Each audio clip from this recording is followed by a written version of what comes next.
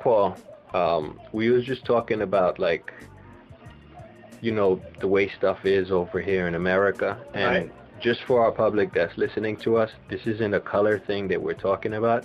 We're right. talking about just American women, It's a black, cultural white, thing. It's an American Spanish, cultural just thing. America. Hmm. How, they could, women in America, how they could have sex with you, how they could say they love you, but, Yeah, a couple of months later they could drop you and have zero feelings for you.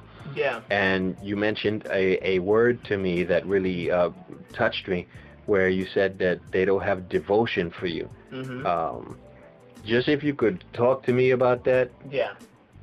It's simple. It's simple. I've had this conversation with many females because there's always like that big cultural divide where men are dogs. Okay, well if men are dogs, what's females? Well men lie. Well females lie too, but why?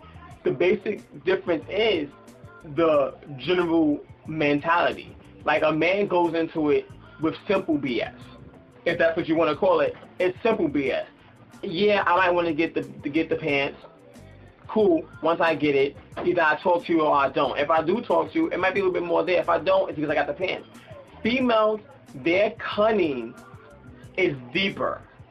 They put on not all females, but the ones who perpetrate this type of conduct, they put on a facade of dedication, but it's really not there. That's why when certain guys get their heart broken spontaneously, it's really not spontaneous, because even though she's loving you, quote unquote, she's having sex with you and being committed to you, quote unquote, she probably really isn't.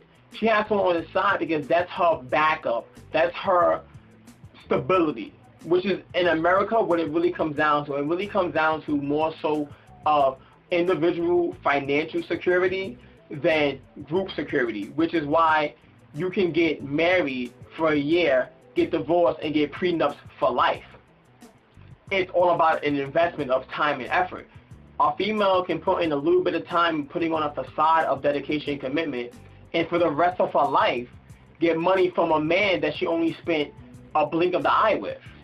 Or because of the fact that he made the final dedication, he made the final commitment to say, okay, let's be wed, let's be this, let's be that. Now, the question that anyone has to ask themselves that really want to know who's the worst person in it, without being judgmental, if the man proposes to the female and the man's successful, and the female is moderately successful, moderately, she's okay, but this guy's well off.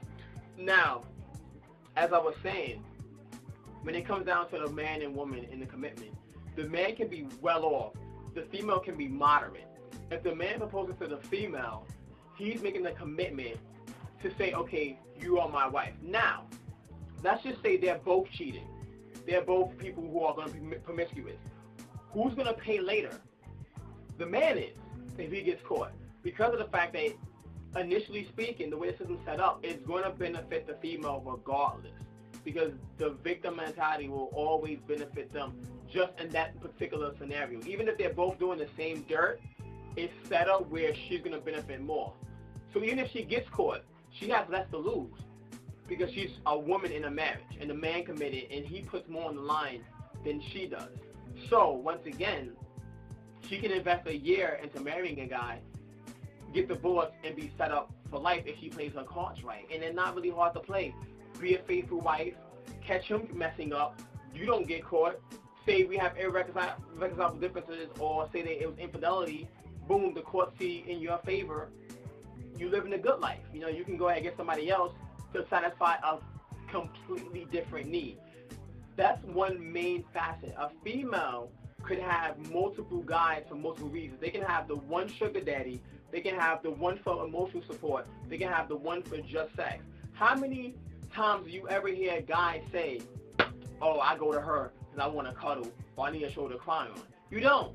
Even the softest guy, you don't hear him say often, oh yeah, this is my mom right here. Me and her ain't intimate, but I just go to her if I need someone to talk to. You don't hear it because honestly, when it comes down to guys, we're simple.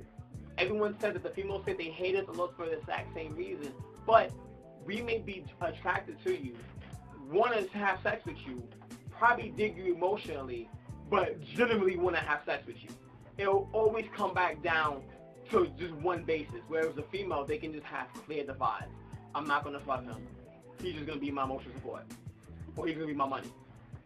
And it bugs me out. I personally have gotten into so many arguments with females over sex just to have them curse me out, me take the cursing out, bite my tongue, settle with them just because I don't like being cursed out. I want to at least be friends, and have them months later ask me for naked pictures. I don't get it, but that's because that's how they play the game. You know, me, I know what I want. Them, they know what they want, but they want so much more.